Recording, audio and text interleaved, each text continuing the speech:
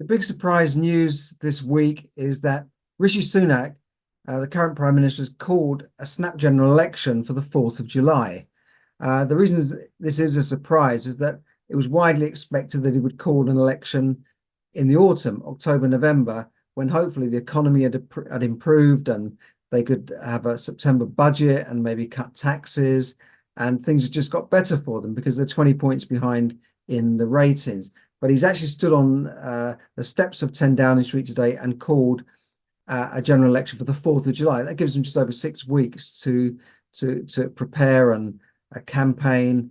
And this will be probably a two-horse race between Conservatives and Labour. And Labour are widely expected to win, but you never know in elections. You can be ahead in the polls, but when the real poll comes out, which is the actual election, when people put their X on somebody's name, that's what counts. But the reason I'm mentioning this now is that there's two important property bills going through Parliament right now. One is the renters reform, and the other is leasehold reform, that have been knocking around for a couple of years now, and they're still stuck in actually in the second chamber, which is the House of Lords. And I'll just show you exactly where they are if I can share the screen here. Okay, you should be able to see the screen now. Renters reform bill currently going through Parliament. I'm on the Parliament website here, and you can see here the renters reform bill, government bill, originated in the House of Commons 2223, and it's been going through. Now, what happens with these bills? They're debated in Parliament, then they go to the second chamber, which is the House of Lords. So you can see actually the passage of this bill here started in the House of Commons, first reading, second reading, committee stage, and this is where all the detail is put in. The I's are dotted and the T's are crossed, and then they have a report stage where reports issued, then a third reading. Then it goes over to the House of Lords, which is in the same big building in Parliament. It goes along the corridor into the House of Lords. Now, a lot of people think the Lords do nothing; they just sit around falling asleep all day. But no, they've got an important job, which is to scrutinise legislation. So they've had here the first reading, the second reading, and they've been recommending certain amendments to clauses. I mean, there's lots of little clauses there, lots of sections, and they go through line by line and recommend. And sometimes they do a good job. They come up with very useful recommendations. And you can see here that it's in the committee stage, but then it would go to the report stage and then a third reading. And then the final stage, which I'm over here on the right, consideration of amendments. And then it's enacted, and you have the royal assent, where it's a bit like the king giving the royal assent. I allow this bill to go through, and it becomes an act, and it would become the Renters Reform Act. Okay. But Parliament will be prorogued or stopped in a couple of days' time. Later this week, Parliament will be closed for the duration until the election, and then the new government is formed. And so I don't see this going through in 2 days unless they really rush it through at speed. But there are other bills going through as well. This is not the only bill. And one of the other bills going through is the leasehold and freehold reform. Now, this is where they were going to prohibit the grant of assignment of certain new long residential leases of houses, amend the rights of leases under long residential leases to acquire the freeholds for their houses, extend leases and houses or flats, and collectively enfranchise and manage buildings containing their flats, blah, blah, blah. It goes on, right? But it was supposed to make the system fairer for lease holders. And again, you can see it was actually introduced by Michael Gove, who is the Department for Levelling Up Housing and Communities. And this one also is introduced by Michael Gove.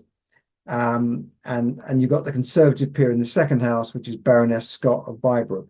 So the bill, again, you can see here, let's go back to where it started.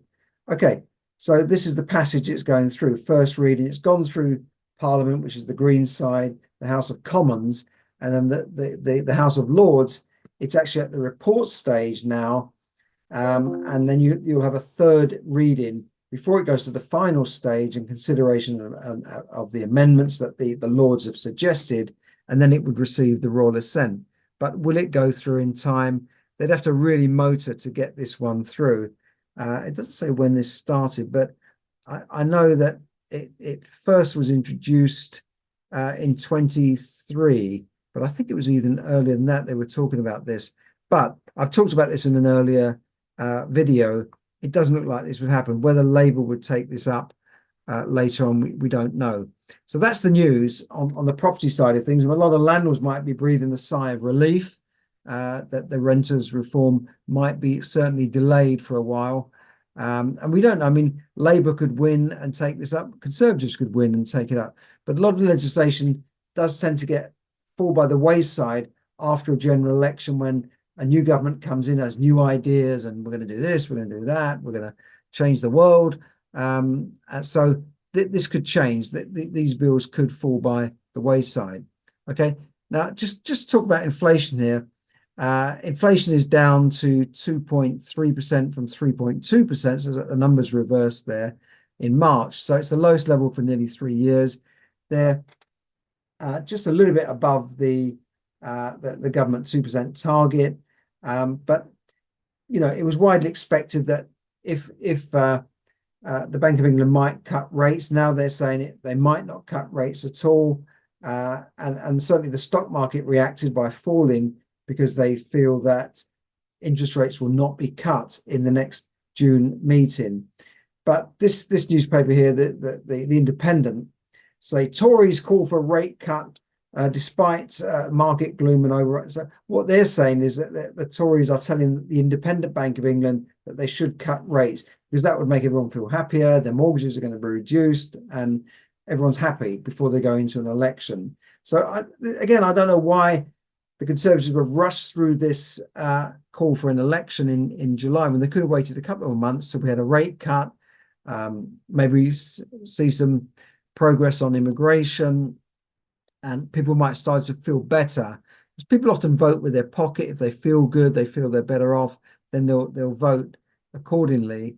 But the mood in the country at the moment is they want a change. Whether or not they'll trust Labour to give their vote to, we don't know. But we shall see. This is not a political podcast. We're just talking about money here. But there is good news, because inflation has gone down 2.3%. But I think we all know that inflation is not at 2.3% in reality. Prices are still going up. And even if they're not going up they're as fast, they're still going up. We see prices in the shops of things still going up. Yes, oil prices have come down, but we're still paying a lot in the pumps. They say one of the reasons why inflation has come down is electricity costs have come down. Well, if you fixed your rate last year, then your rates are not coming down, are they? And a lot of people are still paying high rates for gas and electricity, higher than in Europe, other European countries, which have suffered similar problems to the UK. So we're paying one of the highest rates of gas and electricity in Europe. So a lot of people are not feeling that good. If you've ever had any building work done recently, you'll know that the cost of materials has just gone through the roof, and it's just very, very expensive to get anything done now. And builders will tell you, well, I'm paying more for timber, I'm paying more for paint, I'm paying more for nails and everything. So we know that prices have gone up substantially.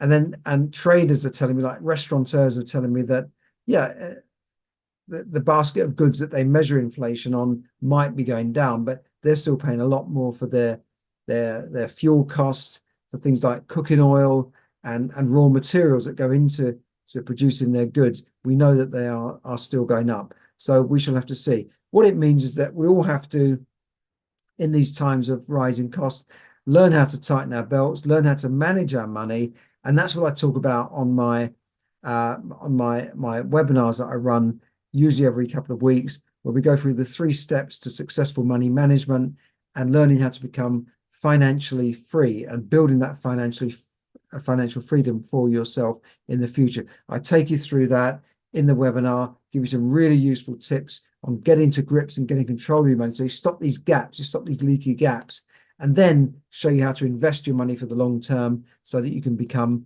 financially free. So do join me on that webinar. There'll be a link there somewhere on the description, and I'll hopefully see you there. Thanks very much, and speak to you again soon.